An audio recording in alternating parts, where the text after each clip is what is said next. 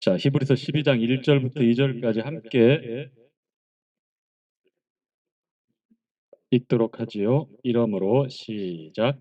이러므로 우리에게 구름같이 둘러싼 허다한 증인들이 있으니 모든 무거운 것과 얽매이기 쉬운 죄를 벗어버리고 인내로서 우리 앞에 당한 경주를 경주하며 믿음의 주요 또 온전케 하시는 이인 예수를 바라보자. 저는 즐거움을 위하여 십자가를 참으사 부끄러움을 개의치 아니하시더니 하나님 보좌 우편에 앉으셨느니라. 아멘. 교제할 말씀 내용이 여기에 보면 경주가 나오죠. 한번 우리가 인내로 경주하라는 말씀을 교제할 때에 이 본문 말씀 우리가 한번 어, 함께 읽었던 기억이 있습니다. 기억납니까? 네. 성도들의 신앙생활은 경주와 같다. 그런데 그 경주는 단거리를 달리는 그런 단거리 선수처럼 짧은 시간 안에 모든 힘을 쏟아붓고 폭발적으로 경주를 하는 그런 경주가 아니다. 오히려 장거리, 그것도 마라톤과 같은 끝나지 않을 것 같지만 반드시 끝나는 지점이 있고, 그러나 그 시간과 길이가 너무 크기 때문에 오래도록 인내해서 힘의 안배를 통해서 어, 멈추지 않고 계속 달려야 된다라고 그렇게 설명을 드렸습니다. 우리 신앙생활이 그런 것과 같아요.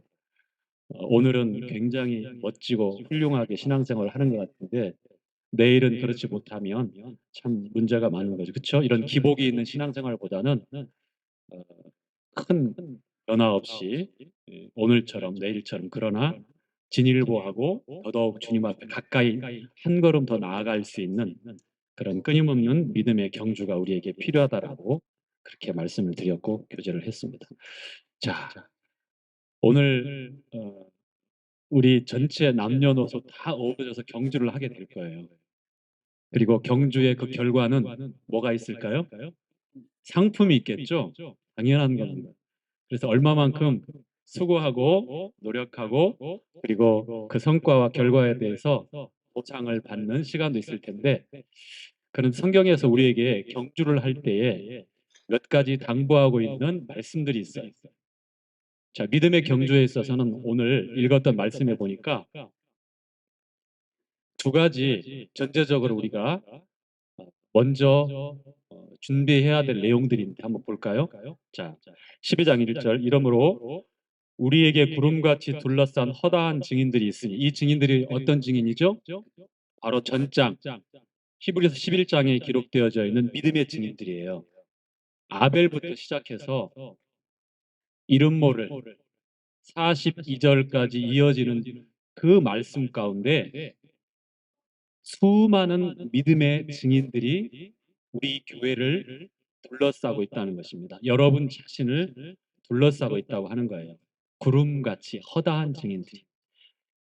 아벨부터 시작해서 뭐 에녹, 노아, 뭐 아브라함, 모세 계속 이어져요.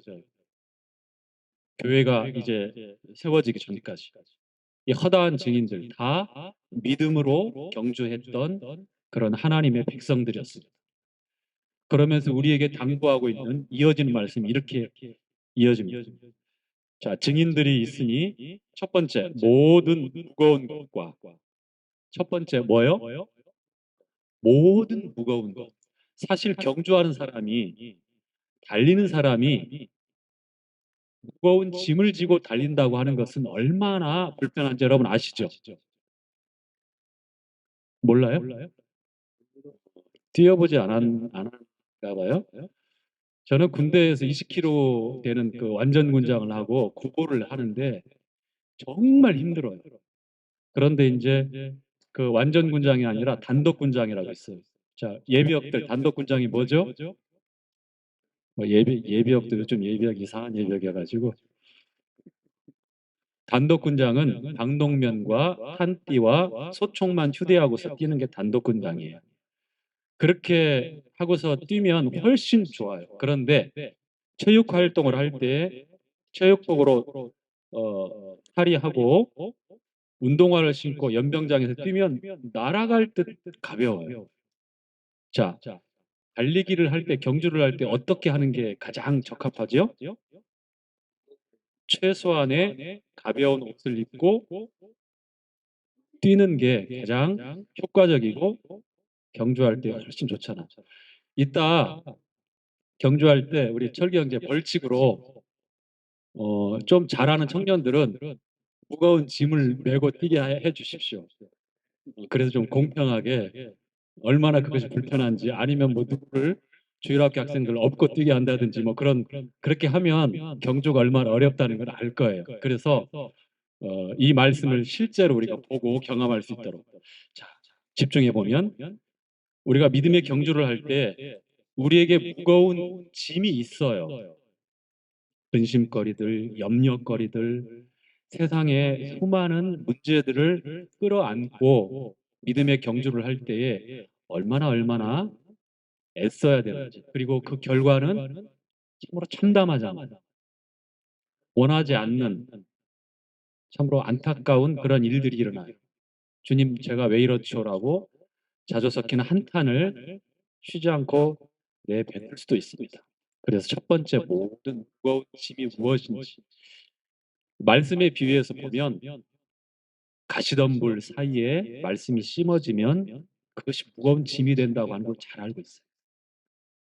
재리의 유혹, 세상의 염려.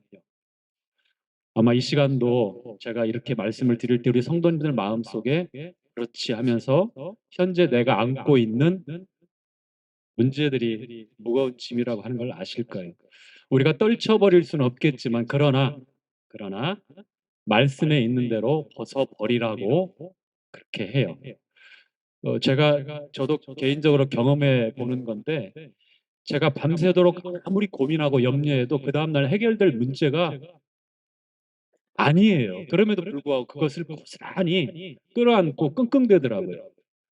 아는데도 불구하고 이게 쉽게 놓지를 못해요. 여러분 어때요? 내가 고민하고 염려하고 정말 애써서 이게 5분의 1, 아니 10분의 1이라도 해결될 것 같으면 밤새 끙끙 앓겠어요. 그런데 그렇게 해서 해결될 문제들이 아니잖아요. 그렇죠? 그래서 너희는 먼저 그의 나라와 그의 의를 구하라. 그리하면 하나님께서 이 모든 것을 너희에게 더하시리라. 내일 일은 어떻게 하라고 그랬어요? 내일에 맡기라고 그랬어요. 원어에 보니까. 내일 일은 내일 가서 걱정하는 게 아니라 내일 일은 내일한테, 나 말고 내일이라고 하는 미래의 시간에 맡기라고 하는 거예요. 그것은 뭐냐면 밤새 끙끙 앓고 내가 그것을 붙잡고 무거운 짐 거기에 허덕이지 말라는 얘기. 이 말씀은 이해는 가는데 현실에서 참 적용하기가 어렵다는 걸 잘 알고 있어요. 그렇지만 말씀에 이렇게 우리에게 가르쳐주고 있기 때문에 실제로 그렇게 해보도록 의지적으로 결단하고 노력해야 돼요. 그렇게 할 때 변화가 생겨지고 그렇구나. 조그만한 변화가 생기고 경험이 되어지면 그 다음에 한 발짝 더 나갈 수 있고 더 큰 문제. 그렇게 믿음에서 믿음에 이르는 훈련이 되어지는 거죠. 믿음의 경주가 그런 거거든요. 당장에 뭐 프로페셔널한 훈련이 되어지지 않은데 그러한 실력을 요구하고 그러한 결과물을 요구하는 분이 아니에요, 우리 주님. 현재 우리가 어느 상태인지 잘 아시잖아요, 그렇죠? 무거운 짐을 벗어버려야 합니다. 두 번째,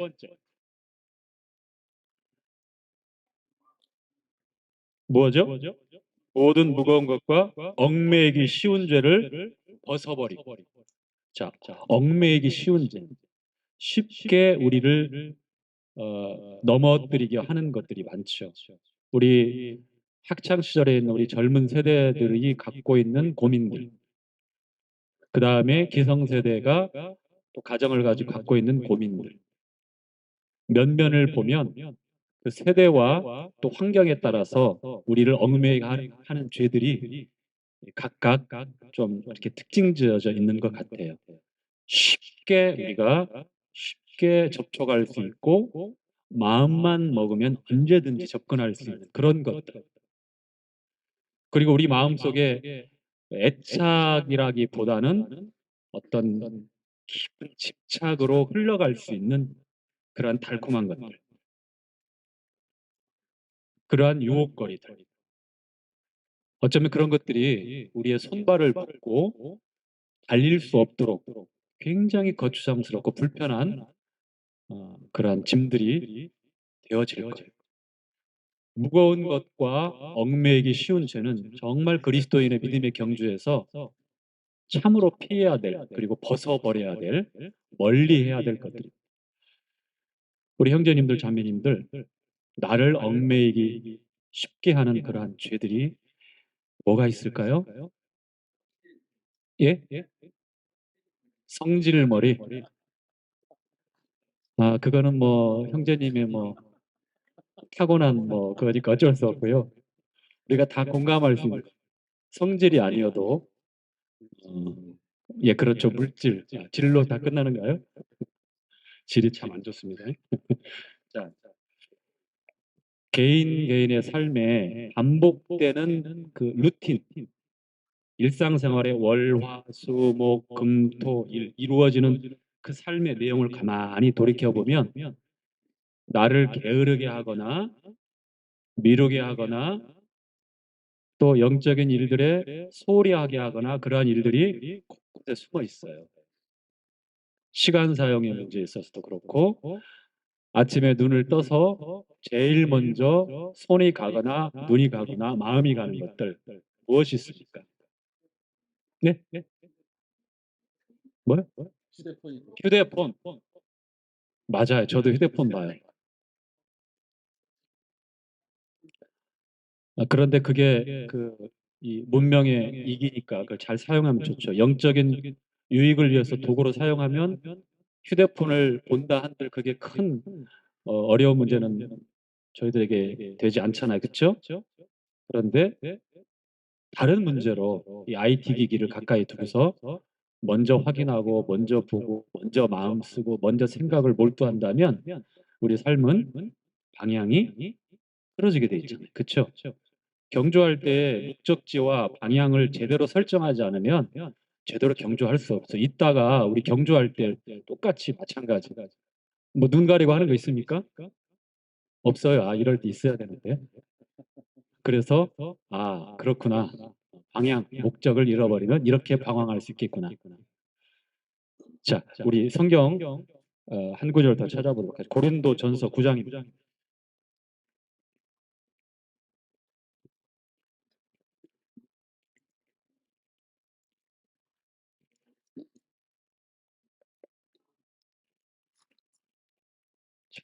고린도서 9장 24절부터 해야 됩니다.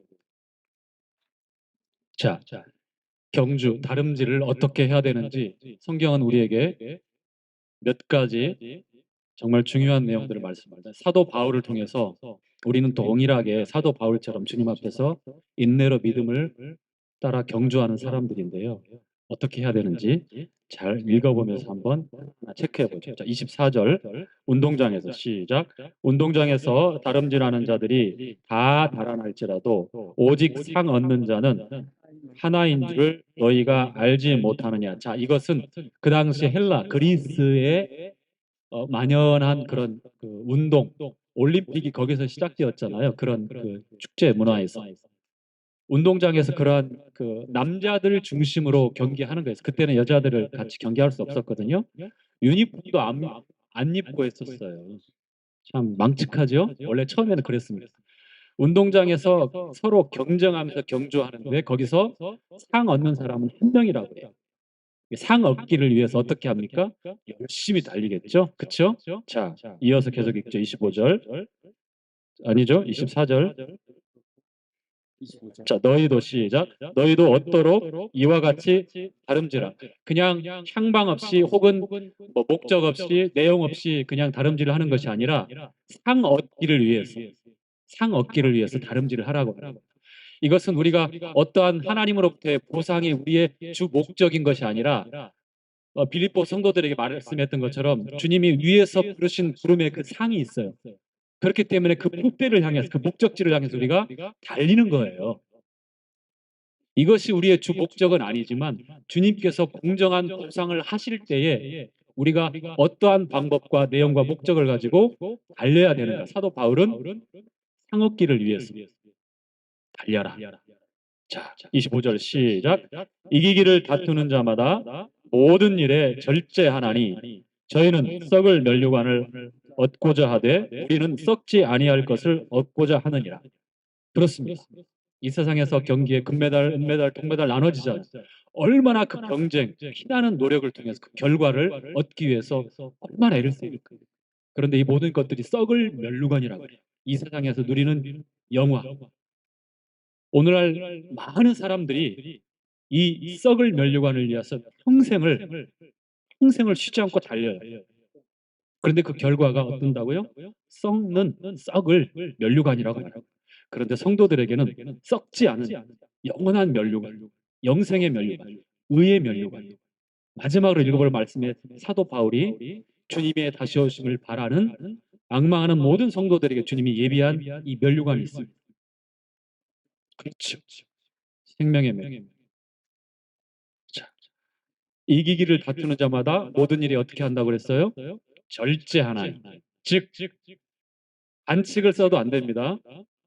이따 정말 반칙을 쓰는 사람이 분명히 나옵니다. 제가 누구누구인지 벌써 알고 있어요. 반칙을 쓰는 사람은 상을 받을 수 없습니다. 저도 반칙을 쓰는 사람 중에 한 사람인데 오늘은 절제하려고 합니다. 자, 그 다음에 26절 시작. 그러므로 내가 다름질하기를 향방하는 것 같이 아니하고 싸우기를 허공을 치는 것 같이 아니하여 내가 내 몸을 쳐 복종하게 하면 내가 남에게 전파한 후에 자기가 도리어 버림이 될까 두려워함이로다. 복음의 일꾼으로 선교사로 교사로 목자로 일평생에 수고했지만 법대로 경주하는 것을 말씀하고 있는 거잖아요. 그렇죠? 절제하며 향방 없이 허공을 향해서 휘두르는 그런 무모한 경주가 아니었던 것.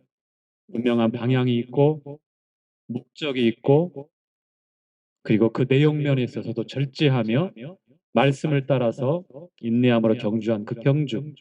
사도 바울은요, 자기가 버림이 될까 두렵다고 말씀. 이것은 구원을 이룰지도 모른다라는 그런 불안감이 아니라 한번 우리 주님의 은혜로 우리를 믿음을 통하여 구원하셨을 때는 로마서 8장에 나와 있는 말씀처럼 그 사랑을 끊을 것이 아무도 없어요. 내 스스로도 마찬가지. 그래서 알미니안주의가 맞는 게 반절이지만 틀리는 게 또 반절이 있어요. 장로교의 칼빈주의 예정론 중에 운명론적인 예정론이 몇 가지는 맞지만 우리를 그렇게 하나님이 억지로 이끄시진 또 않아요. 마찬가지로 하나님의 은혜로 믿음을 통하여 구원받은 우리 성도들의 이 안전은 변하지 않습니다. 사도 바울이 잃어버릴까봐 그 구원을 잃어버릴까봐 두려워한 그 내용이 아니라 상급에서 보상에서 그렇게 수고하고 열심히 했지만 절제하지 못하고 말씀대로 법대로 하지 않았을 때에 우리의 기대와는 다르게 결과가 잘못된 썩을 면류관일 수 있다는 얘기. 자, 마지막으로 시간이 다 되었기 때문에 마쳐야 될 말씀 말씀 읽고 마치도록 하시죠. 디모데 후서 4장입니다.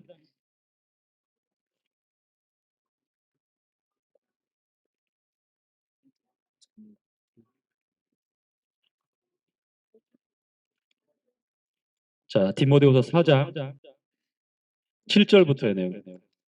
자, 사도 바울이 이제 로마 황제 네로에게 두 번째 끌려 나갔을 때 기도인 크리스찬들 대박해 기간에 순교하게 됩니다.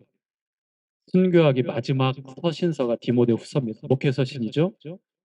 그리고 아주 절절히 하나님 앞에서 마지막 유언과도 같은 내용을 믿음의 아들 디모데에게 남기는 내용이 디모데후서예요.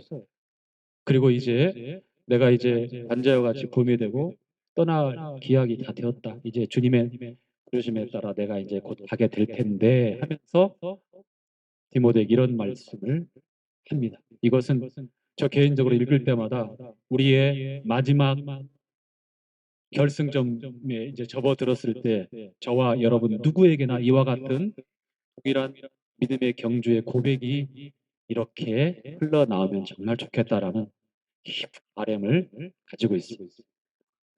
우리 가운데 실패하고 주저앉고 중간에 낭망해서 그 자리에 멈추는 것이 아니라 끝까지. 자, 함께 읽어보죠. 7절부터. 내가 시작. 내가 선한 싸움을 싸우고 나의 달려갈 길을 마치고 믿음을 지켰으니 이제 후로는 나를 위하여 의의 면류관이 예비되었습니다. 주 곧 의로우신 재판장이 그날에 내게 주실 것입니다. 내게만 아니라 주의 나타나심을 사모하는 모든 자에게. 자, 선한 싸움을 싸우고 그 다음에 나의 달려갈 길을 마치고 믿음을 지켰으니 이 하나하나 어떤 싸움입니까? 선한 싸움이었어요. 그리고 끝나지 않을 것 같은 사도행전 9장의 바울을 부를 때에 다메섹 도상에서 하나님은 태어나기 전부터 사울에 대한 계획이 있었어요. 교회를 진멸하고 핍박하고 원수였는데 불러서 나를 위하여 나의 일을 위하여 택한 나의 그릇이라고. 그리고 그의 일생에 남은 생에 고난이 쉬지 않고 얼마나 있을 것인지. 우리가 겉으로 보면 세상적인 가치로 보면 사울의 인생은 망해버린 거예요. 주님 만나는 순간. 그렇지 않습니까? 싹 폭망했어요. 그러나 그의 결과 그가 고백하기를 선한 싸움을 싸우고 나의 달려갈 길을 마쳤다. 믿음을 지켰다. 라고 이렇게 고백합니다. 선교사로, 교사로, 목회자로 받고 죽는 그 순간까지 치 않는 일념을 가지고 하나님 앞에 믿음으로 경주했던 사도의 이 얼마나 영광스러운 승리의 외침이고 고백입니까? 저의 고백이 되기를 원합니다. 여기 앉아 계신 우리 성도님들의 모두의 고백이 되기를 원합니다. 자, 한 번 더 읽어볼까요? 자, 내가 시작. 내가 선한 싸움을 싸우고 나의 달려갈 길을 마치고 믿음을 지켰으니 이제 후로는 나를 위하여 의의 면류관이 예비되었으니 주 곧 의로우신 재판장이 그날에 내게 주실 것이고 내게만 아니라 주의 나타나심을 사모하는 모든 자에게. 아멘. 예, 마치겠습니다.